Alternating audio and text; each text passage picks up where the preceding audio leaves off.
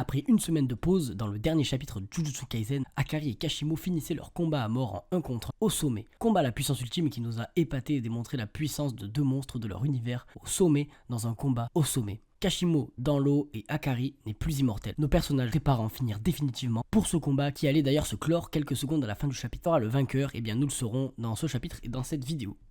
Akari, fidèle à lui-même, le sourire aux lèvres, n'a pas été vaincu dans l'eau. Une fois de plus, il a survécu à l'explosion et il se relève. D'ailleurs, Kashimo sera une fois de plus surpris et n'arrêtera pas finalement d'être surpris par les capacités à survivre et à échapper à la mort d'Akari, qui d'ailleurs, en plusieurs chapitres, aura cru vaincre Akari tellement de fois, jamais en venir à deux adversaires du coup, ou plutôt deux personnages presque rivaux finalement, qui ont mené un combat de très haut niveau au sommet, notamment en termes de puissance mais aussi de technique et de stratégie, et après avoir montré leurs compétences, il semblerait qu'aucun des deux personnages ne parvienne à venir à bout de l'autre. Deux personnages finalement voués à mener un grand combat, se respectant et se permettant de se surpasser entre eux. L'énergie occulte de Kashimo dans l'eau et sa fuite, en fait, avait créé l'explosion. Explosion qui aurait pu vaincre Akari, et Kashimo pensait d'ailleurs l'avoir vaincu par cette explosion. Mais ce n'est pas le cas. C'était une explosion de vapeur, bien jouée par Kashimo d'ailleurs, qui encore une fois faisait jouer la chimie et montre son intelligence, créer de l'énergie thermique et use de son savoir millénaire qui lui donne une longueur d'avance. Une explosion donc qui a en fait fait perdre le bras d'Akari, et Akari n'ayant plus de main après cette explosion lancée par Kashimo sous l'eau grâce à sa fuite,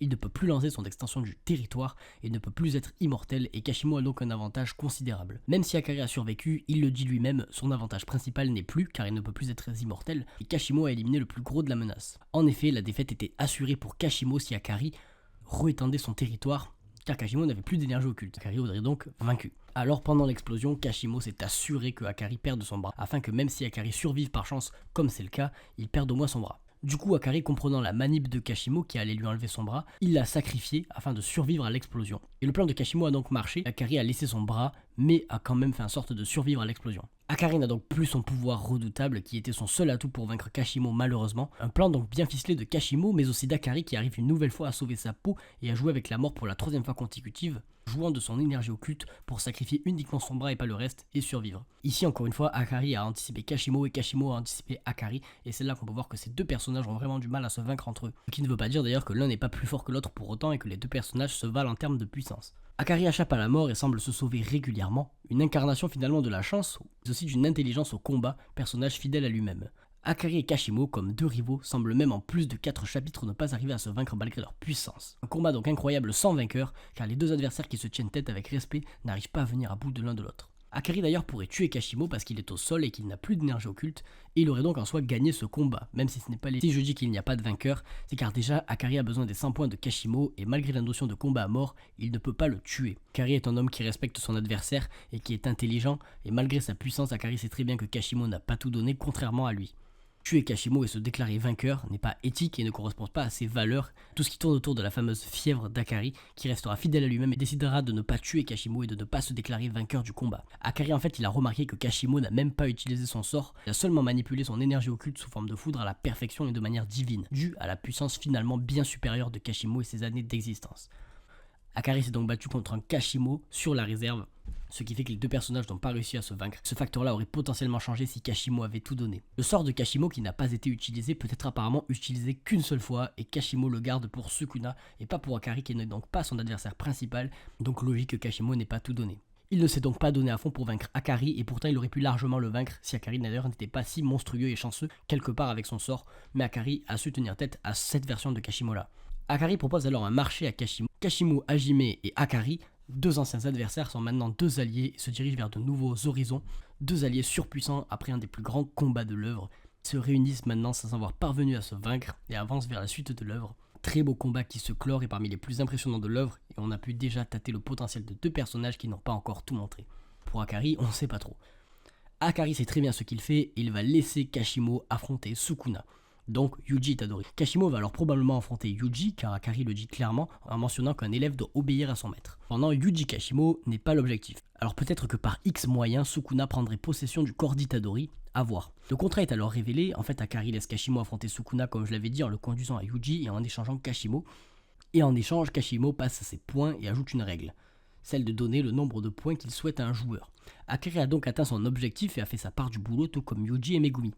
La traque se passe alors comme prévu pour nos personnages et Akutami s'y dévoile l'ombre peut-être d'un futur bien sombre car tout va trop bien. En effet tous les personnages ajoutent leurs règles, tout se passe bien, personne n'est mort, tout le monde bat leur adversaire ou s'allie avec et ça va trop bien. Donc soit l'arc est tout beau tout rose et malheureusement peut-être qu'il y aura une petite déception, contrairement à Shibuya par exemple, ou alors Akutami laisse entrevoir le nuage d'un très sombre orage qui va s'abattre sur l'œuvre. En effet, Megumi a ajouté sa règle et se trouve avec l'ange qui peut déceler Gojo, Yuji a ajouté sa règle et a réussi à s'en sortir, et Guruma est toujours en vie et représente l'ombre d'un potentiel allié, Yuta a ses 200 points et elle a ajouté ses règles et il avance vers Kenjaku avec une puissance toujours plus élevée, et Akari s'allie avec Kashimo et ajoute sa règle. La phase finale de la traque mortelle alors approche et le filtrage s'effectue et nos personnages le passent avec facilité, ou pas.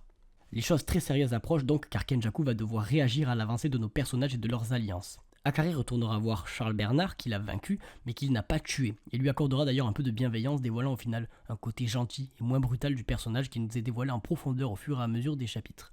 Et immédiatement la petite sorcière, Momo Nishimiya, apparaîtra, qu'on n'avait d'ailleurs pas vu depuis longtemps.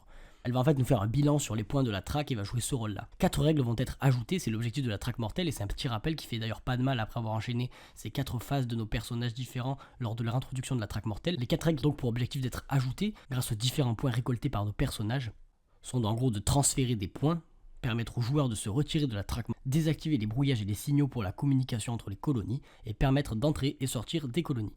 Ces 4 règles ne sont pas encore toutes ajoutées, mais elles permettraient une fois tout installé d'atteindre les objectifs presque totaux de la traque mortelle et de sauver Tsumiki. Il ne resterait qu'à affronter Kenjaku une fois les innocents sauvés. Nishimiya d'ailleurs nous dit qu'oublier les communications peut attendre et que la règle pour entrer et sortir des barrières n'est pas nécessaire car par exemple Maki peut entrer et sortir à volonté.